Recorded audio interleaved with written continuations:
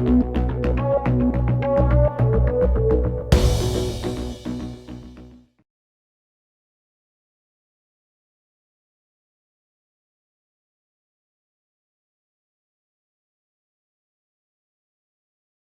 of the session started asking, well, what are some of the solutions to these problems? So it wasn't just let's gripe about what's going wrong, let's figure out some ways to fix it. And so I'm going to kind of do the what's wrong and then go back and do the what we can do about it. Buy-in from the top. Upper management doesn't understand us. Okay, that was one. That came up in two groups. Very much the same. Silo cultures, all right, we just don't work well in the sandbox together if we're in different departments.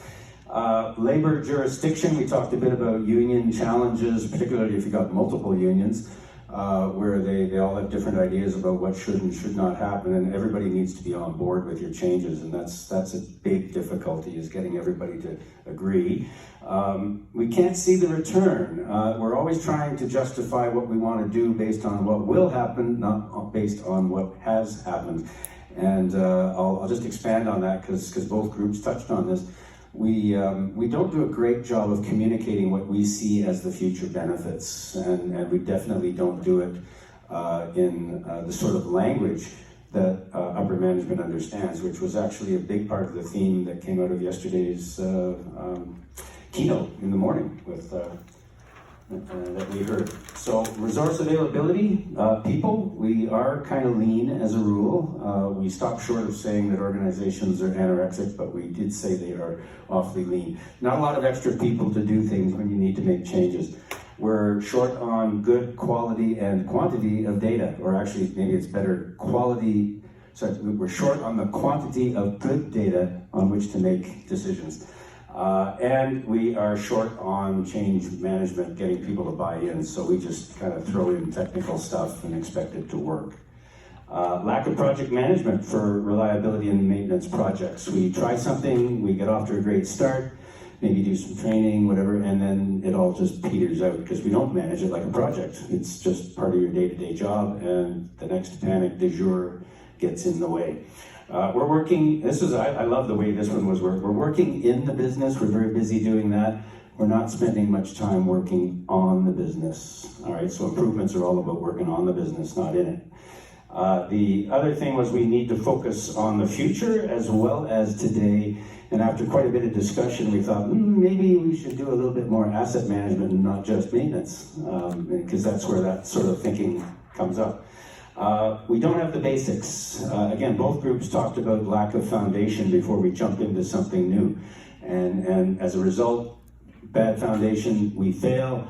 As a result of the failure, we lose confidence, not only in the project we just tried, but in trying anything in the future. So we kind of give up.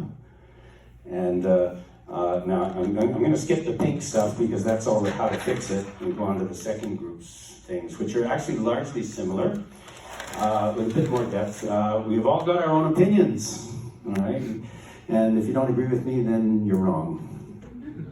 Okay, so it's very subjective. We all think we're right, and we're not terribly open to other people's ideas. And we're certainly not standardized in the way we think, all right, which maybe is an education thing, potentially. Generation gaps, lack of acceptance of technology on the part of some people.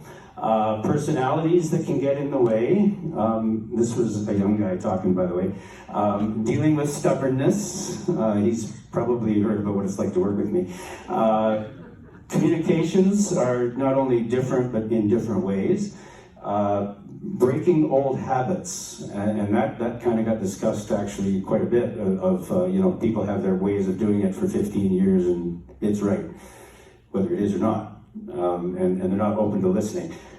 Recognizing the knowledge that people have based on experience, and I'd go a little bit further and say that it's up to the experienced ones to also recognize the knowledge that comes in with the young folks, because it may be different, but the lack of experience doesn't mean lack of smarts.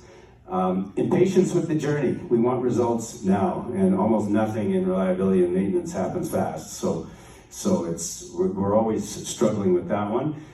Funding resources, lack of understanding by upper management, again, resistance to change, a lot of fear of the future. What's it going to mean for my job, for my company, for me?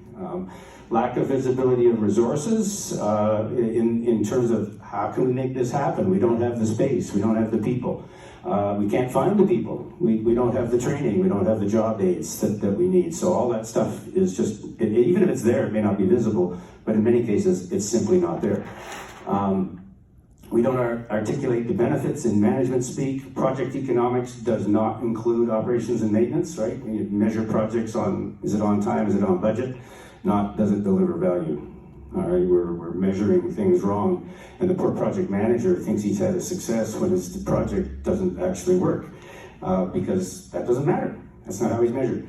Lack of vision or mission from the decision makers, so we're not getting clear direction. You know, that's an issue. And no education in maintenance and reliability in the academic world. So somebody goes into management, he knows nothing about maintenance and reliability. And you know, we talked a bit about, you know, how many MBAs have actually had training in operations management.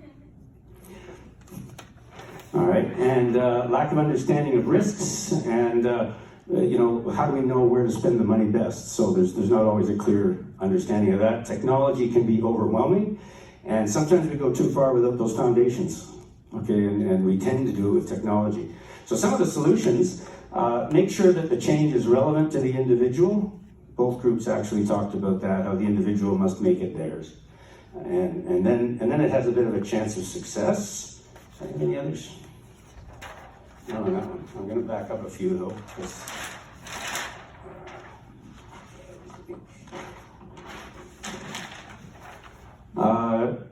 Self-actualized benefit was another way of expressing that same thing. You know, both teams came up with the same thing. We all have to buy into the change or it's not going to happen. We got to keep things simple so that everybody understands, use the same language, right? And we don't. That was one of the issues that came up yesterday is just we all speak different languages. Well, if you look in the lean world, Toyota production system kind of thing, they all have the same language, and it makes communications easy because they actually do talk the same language there. We need to get consensus, not necessarily full agreement, but we do need to get consensus on what we're trying to achieve. And communication, buy-in, top-down and bottom-up, both ways. We got to both talk and listen. I'd go a little further and say we got 2 ears and 1 mouth. Let's use them in the same proportion. We all need to understand why we're here. What is it we're trying to achieve? Like, what's the big why? You know, we don't often have that. And that goes back to that lack of communication and vision and mission from the decision makers. And we talked a bit about the KUBA model, knowledge, understanding, people, and action, and the fact that there's some training is needed in the first 2 steps of that model in order to help people understand better what they're doing so that they can actually be enabled to take action. So that's